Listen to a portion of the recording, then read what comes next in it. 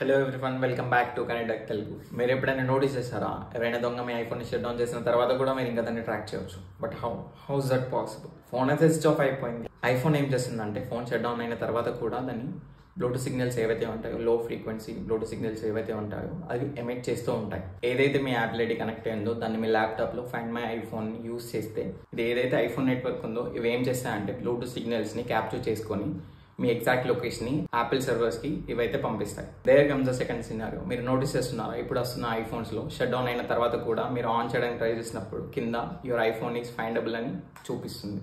And find చేయడానికి battery అవసరం లేదా అంటే నో, అలా ఉండదు.